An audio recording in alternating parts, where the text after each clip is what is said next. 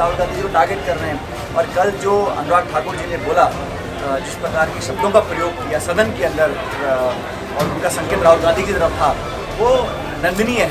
और इस प्रकार की भाषा का प्रयोग मैं समझता हूँ किसी को नहीं करना चाहिए, खासकर वो लोग जो संसद में बैठे हैं। राजस्थान में जल्द ही उपचुनाव का चुनावी शंखनाद होने जा रहा है। चुनावी शंखनाद के साथ बीजेपी और कांग्रेस ने अपनी कमर कस ली है और साथ ही राजस्थान में बयानबाजी का दौर भी शुरू हो चुका है, जहां कांग्रेस और बीजेपी के तमाम दिग्गजों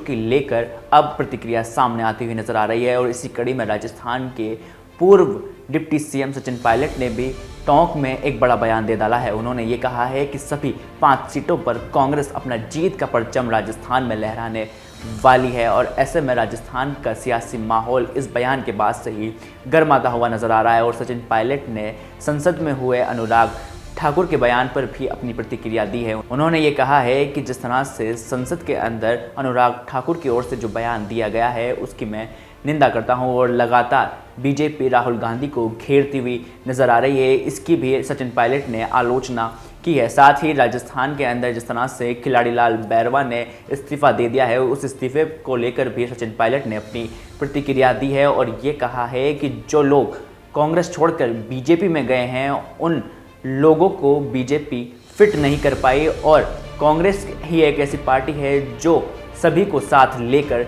चलती है। कांग्रेस की एक ऐसी विचारधारा है जो सबको साथ लेकर चलती है। ऐसे में सचिन पायलट की ये बयान लगातार सुर्खियों का विषय अब राजस्थान में बने हुए हैं। और देखने वाली बात ये होगी कि राजस्थान में जिस तरह से सचिन पायलट और तमाम कांग्रेस के दिग्गज नेताओं की ओर से जो प्रतिक्रिया सामने आ रही है, जिससे ये साफ होता हुआ जाहिर हो रहा है कि राजस्थान में होने वाले 5 सीटों पर उपचुनाव में ज़रूर कांग्रेस जीत सकती है। और ऐसा हो भी सकता है क्योंकि ये तमाम 5 सीटें वो सीटें हैं जहां से इस साल 2024 के अंदर या तो इंडिया गठबंधन के जो साथी थे वो वहां से सांसद बन चुके हैं। ऐसे में हो सकता है कि आने वाले उपचुनाव में भी कांग्रेस को इस बार एक्सटेंशन मिल जाए। और अगर इतिहास की बात की जाए राजस्थान में कांग्रेस की, तो कांग्रेस को जब जब बैकफुट मिला है तो उन्होंने उपचुनाव के ज़रिए अपने आप को उभर कर दिखाया है। अगर बात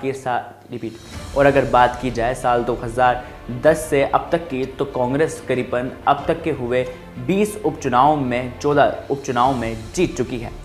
अब देखने वाली बात यह होगी कि क्या राजस्थान में होने वाले उपचुनाव में भी क्या कांग्रेस अपना परचम कायम कर पाती है या नहीं, ये देखने वाली बात होगी। और क्या कुछ सचिन पायलट ने कहा ये भी आपको सुनाते हैं, सुनिए।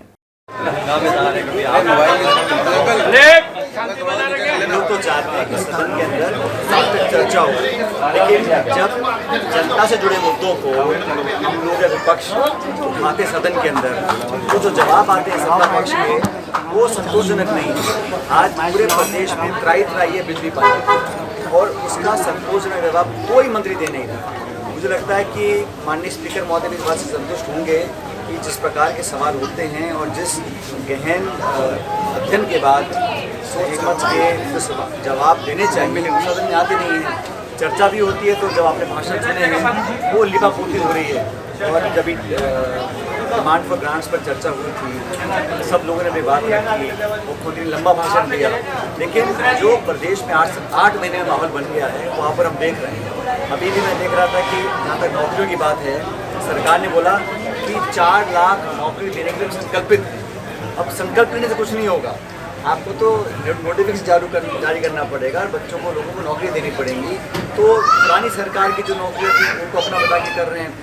मैं चाहता हूँ कि प्रदेश में जो लॉ एंड ऑर्डर है, जो बिजली पानी है, जो उम्मीद लोगों की थी इस सरकार से, उसको पूरा करना चाहिए। हम एक सकारात्मक विपक्ष का रोल निभा रहे हैं और अपनी बात मजबूती से रख रहे हैं। और हमारा काम भी है, विपक्ष का काम होता है कि सदन के अंदर सरकार की जवाबदेही तय करना, सवाल पूछना हमारा अधिकार है और ये सरकार की जिम्मेदारी है कि संतोषजनक जवाब दिया जाए ताकि जनप्रतिनिधि संतुष्ट हों और पब्लिक को मैसेज जाए कि सरकार काम कर रही है। कांग्रेस छोड़कर जो बीजेपी में नेता गए थे, खिलाड़ी राम बैरवा जैसे नेता वापस आने लगे हैं, क्या कारण मानते हैं कि इतनी जल्दी? देखो आश्चर्य नहीं है कि जो वहाँ गए हैं, अब मुझे लगता है और भी ऐसे बहुत से लोग होंगे जो उस सिस्टम में फिट नहीं बैठ पाएंगे, क्योंकि मैं समझता हूँ कि सबको साथ लेकर चलने की विचारधारा अगर किसी दल में है तो कांग्रेस पार्टी में है, सब वर्गों को। और जैसा राहुल गांधी सदन में बोल रहे हैं कि कि सब समाज, सब धर्म, सब जाति बिरादरी और सब पृष्ठभूमि के लोग अगर आगे आएंगे, उनकी गिनती होगी, हमें वास्तविकता पता पड़ेगी। और कांग्रेस पार्टी ने भी एक कमिटमेंट किया है। सबसे बड़ा कमिटमेंट तो ये था कि हम सेंसस कराएंगे, दूसरा कि किसानों को MSP के लिए हम कानून बनाएंगे। दोनों बातों को केंद्र की सरकार ने नकार दिया है और इसका उनको खामियाजा उठाना पड़ेगा। तो पब्लिक की डिमांड है कि किसान को आप MSP पे एक कानून बना के उनको सुनिश्चित करें ताकि उचित मूल्य को मिले। और मुझे बड़ा खेद है जिस प्रकार के वक्तव्य कल सदन में दिए गए, विपक्ष के नेताओं के द्वारा राहुल गांधी जी को टारगेट किया गया। जाति, धर्म, समाज की बात करना संसदीय प्रणाली में शोभा नहीं देता। और ये कहीं ना कहीं जो इनको जनादेश नहीं मिला, एक माइनॉरिटी सरकार है, एक मिलीजुली सरकार है, उसका पीड़ा अभी भी है। जो उत्तर प्रदेश में, राजस्थान में, हरियाणा में, पंजाब में, महाराष्ट्र में जो सेटबैक हुआ है बीजेपी को, उसको पचा नहीं पा रहे हैं, इसलिए राहुल गांधी जी को टारगेट कर रहे हैं। और कल जो अनुराग ठाकुर जी ने बोला, जिस प्रकार के शब्दों का प्रयोग किया सदन के अंदर और उनका संकेत राहुल गांधी की तरफ था, वो निंदनीय है। और इस प्रकार की भाषा का प्रयोग मैं समझता हूँ किसी को नहीं करना चाहिए, खासकर वो लोग जो संसद में बैठे हैं। खिलाड़ी राम बिरवा जी और किसको क्या जिम्मेदारी देनी है, अनुशासन की कमेटी है और सब नेताओं से बात कर पार्टी का निर्णय होगा किसको कहाँ पे स्थान देना है। लेकिन मैं मोटे रूप से कहना चाहता हूँ कि भारतीय जनता पार्टी ने पिछले 10 साल से सरकार केंद्र में चलाई है और अब यहाँ पर राजस्थान में सरकार बनी 8 महीने में। हर तरफ आप देख लीजिए, जो उदयपुर में घटनाक्रम हुआ वो कहीं ना कहीं चूक की सरकार थी। और जब विपक्ष में थे तो आप लॉ एंड ऑर्डर को, महिला उत्पीड़न हो, बच्चों के साथ अन्याय की बात हो, लूटपाट की घटनाएं हो और अराजकता जो लगातार फैल रही है, इसको कंट्रोल करने में सरकार नाकामयाब इसलिए है क्योंकि मल्टीपल पावर सेंटर्स हैं। वहाँ पता नहीं कि एक्चुअली में सरकार चला कौन रहा है, सब निर्देश दिल्ली से आते हैं और कहीं ना कहीं ये अफसरशाही हावी हो रही है सरकार के ऊपर। ऐसे आम जनता की धारणा बन चुकी है। देखिए, राजनीति में अच्छे शब्दों की आप बात करते रहे हमेशा कि राजनीतिक शुचिता बनी रहे, लेकिन शांति धारीवाल जी के वक्तव्य को लेकर जो उन्होंने उस प्रकरण का संज्ञान स्पीकर साहब ने लिया और उस पर जो धारीवाल जी को माफ़ी मांगी, उन्होंने माफ़ी मांग ली और उनको जो रूलिंग लेनी थी स्पीकर साहब ने दे दी है।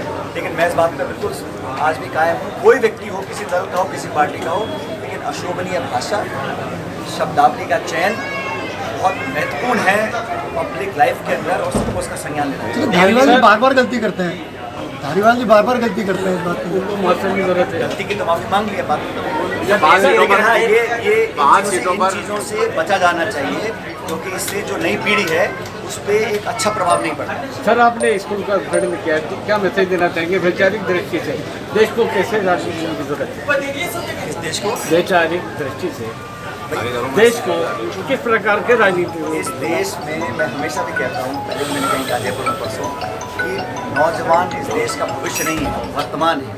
और नौजवान पीढ़ी को अच्छे संस्कार, अच्छी शिक्षा, अपने पृष्ठभूमि की पहचान और अपना गर्व होना चाहिए। और इस देश में उन शक्तियों को ताकत मिलनी चाहिए जो लोगों को जोड़ना चाहते हैं। जो ताकतें लोगों को तोड़ना चाहती हैं वो इस 21वीं शताब्दी के भारत को समझ नहीं पा रहे। और हमारा ये संकल्प है कि राजनीति से ऊपर उठकर हम लोगों को सामाजिक जीवन में, पब्लिक लाइफ के अंदर एक भाग विकसित करना चाहिए। चुनाव के समय अपनी प्रतिस्पर्धा होती है, अपनी बात रखनी चाहिए और विचारधारा के आधार पर, एजेंडा के आधार पर, प्रोग्राम के आधार पर लोग अपनी सरकारें बनाते हैं, बिगाड़ते हैं। लेकिन जो लोग राजनीति में हैं उनको हमेशा देश के प्रति समर्पित रहकर काम करना चाहिए।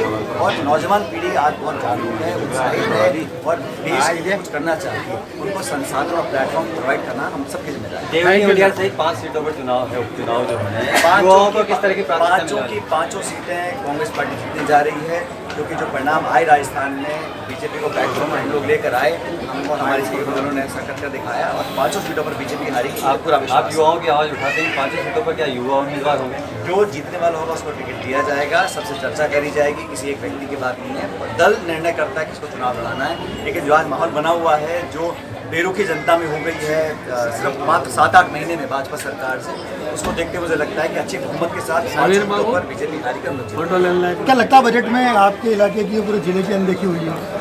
अब ऐसा है, वो तो जो बजट था हम सब सुन रहे थे लेकिन उसमें विवरण दिए नहीं गए और वो अधिकारियों ने एक तरह से जो टाइप पहले करते थे सरकार के लिए वही अधिकारी टाइप बजट इस बार कर रहे हैं। घोषणाओं तो बहुत सुन ली हम लोगों ने, धरातल पे क्या उतरेगा, क्या वो पैसा वो खर्च करा पाएंगे नहीं करा पाएंगे, क्या वो संसाधन लोगों को दिला पाएंगे नहीं दिला पाएंगे। अभी लंबी लंबी घोषणा बजट स्पीच में करी है दोनों ने, मुख्यमंत्री जी ने, उप मुख्यमंत्री जी ने, लेकिन धरातल पर उतरने का कोई रूपरेखा नहीं देखी। और सबसे महत्वपूर्ण बात मैं मानता हूँ, 2 सरकारें हैं, केंद्र की राज्य की, बजट दोनों के आ गए।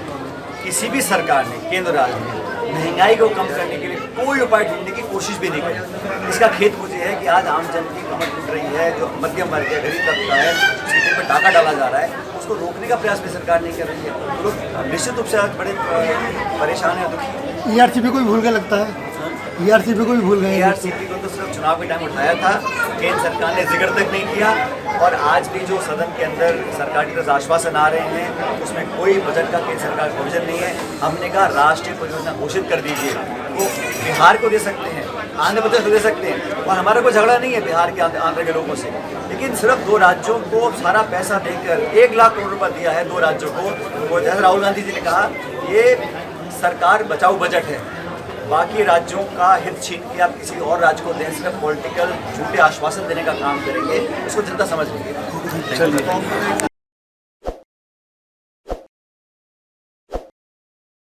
ताज़ा खबरों के लिए विजिट करें द फैक्ट इंडिया की वेबसाइट और डाउनलोड करें द फैक्ट इंडिया ऐप।